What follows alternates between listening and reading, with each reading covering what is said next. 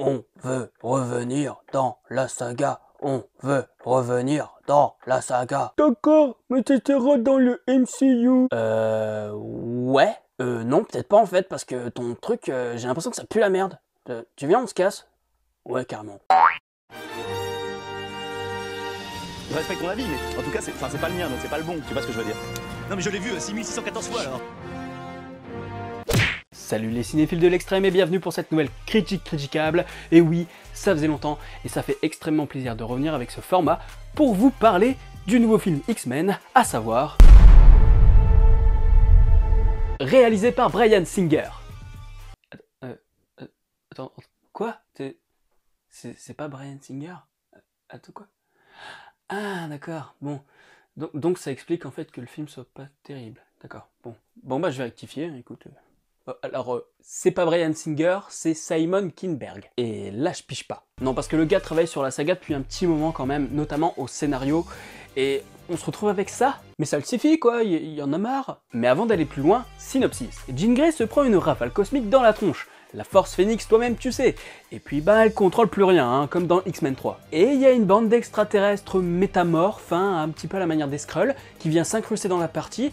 Sauf que, en fait, ils ne servent strictement à rien, si ce n'est casser le rythme. J'avoue, ça m'a saoulé. C'est-à-dire que dans ce film, il y a déjà quand même pas mal de choses à aborder, notamment la psychologie des personnages et leur relation avec Jean Grey. Et là, clairement, il n'y a que le rapport entre Xavier et Jean qui fait le taf. Le reste est totalement anecdotique. Et je rappelle quand même que Cyclope, c'est un tout petit peu son mec, hein. Je pense qu'il trempe son biscuit, le monsieur.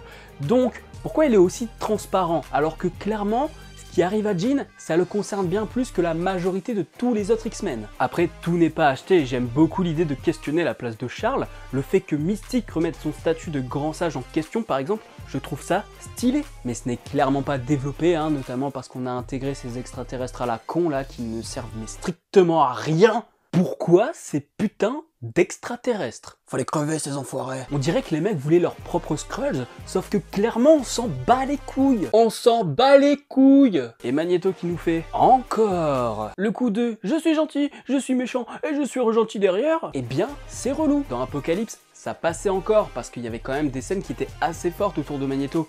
Mais alors là c'est vraiment la fois de trop. Donc, niveau scénario, eh bien on peut pas dire que c'est la folie, hein, évidemment, et puis ben il y a une ou deux choses qui sortent du lot, mais en dehors de ça, que dalle. Et ça me déçoit encore plus, car ce que j'aime dans X-Men, c'est surtout le scénario. L'action c'est le bonus, mais clairement ce que j'aime avec eux, c'est la manière d'aborder leur psychologie et leur manière d'être rejetés par l'humanité. C'est un peu mes petits juifs fictionnels. Oui, bon, d'accord, ça peut être aussi l'équivalent des Noirs, des Arabes, des musulmans, des trans, des homos, des Marlène Schiappa. Pas de discrimination chez les discriminés. Et c'est pour cet aspect humaniste des X-Men que Logan est clairement dans mon top 3 de la saga. Mais quand c'est pas Bryan Singer derrière la caméra, faut bien avouer que t'as une chance sur deux que le film soit pas terrible dans les images et dans ce qu'il raconte. Ou alors, ça peut être aussi une grosse daube comme X-Men Origins Wolverine. Je me cache, j'en ai marre. C'est trop, non c'est trop. Hey, it's me! Merci Deadpool pour ta contribution.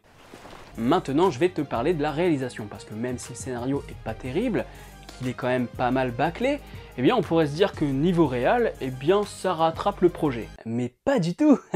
Manquerait plus qu'on soit exigeant, n'importe quoi. Il n'y a rien de transcendant, c'est vraiment très classique, et évidemment on ne peut pas s'empêcher de faire le comparatif avec Bryan Singer. Genre quand tu vois Diablo se téléporter au début de X-Men 2, c'est une vraie tuerie, alors que dans Dark Phoenix, eh ben on s'ennuie. Après j'avoue que son enchaînement de téléportation dans le train, il est plutôt appréciable. Pas parce que dans la mise en scène c'est ouf, mais parce que clairement on voit que Diablo ne rigole pas. Et que au moment où il sourit, bah il est méga flippant. Quand Quicksilver a sa scène dans Days of Future Past, c'est vraiment sublime, ainsi que dans Apocalypse, même si du coup c'est un peu moins surprenant. Alors que dans Dark Phoenix, on est clairement sur du ralenti basique, sans imagination. Il n'y a pas une seule fois où je me suis dit que les images étaient dingues, j'arrêtais pas de me dire que tout était classique, qu'il n'y avait rien à en tirer, sauf une fois. La scène d'introduction où Charles recueille Jean.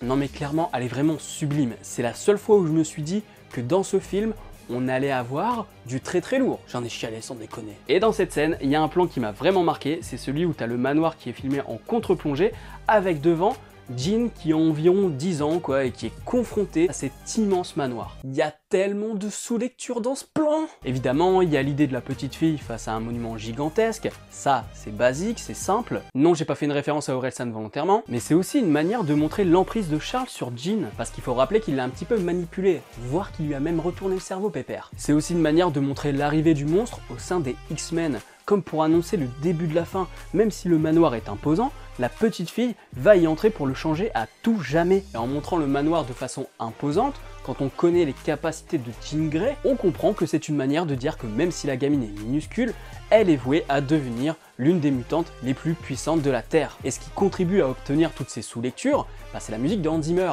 Et là, le monsieur, il a encore fait des trucs de malade. Ouais, bah ouais, là aussi j'ai chialé, bordel. Je suis pas un expert en musique, je ne sais pas analyser la musique, mais en tout cas, j'avais l'impression d'entendre un requiem avec dedans de l'espoir, de l'épique, de la modernité. Bref, il y a vraiment un ensemble d'informations, parfois contradictoires, mais ça fonctionne parfaitement et ça colle idéalement aux thématiques qui émergent du film. Vous le savez, sur les réseaux sociaux, je me moque parfois du côté recyclage de Hans Zimmer, genre Pirates des Caraïbes, il a repompé ce qu'il a fait sur Gladiator. Mais quand le gars fait des trucs de ouf, j'hésite pas à le dire aussi. Et là, clairement, j'écoute en boucle Grapp et Coda depuis que je suis sorti de la salle, clairement. En écoutant Grapp au début du film, on se dirait qu'on va avoir une bio de bâtard, bordel. Et honnêtement, il y a beaucoup de moments du film qui sont rattrapés par la musique, sauf la fin. Même si la musique est grandiose, la fin est tellement expédiée que t'as l'impression d'avoir un élève qui passe le bac, qui fait une disserte, mais qui n'écrit pas de conclusion. Voilà. Et qui pense que Vimy, c'est pas en France, alors que c'est marqué sur son sujet. Et dire que j'étais à Vimy pour buter Hitler et que j'ai foiré mon coup, bordel de merde. Je suis trop nul.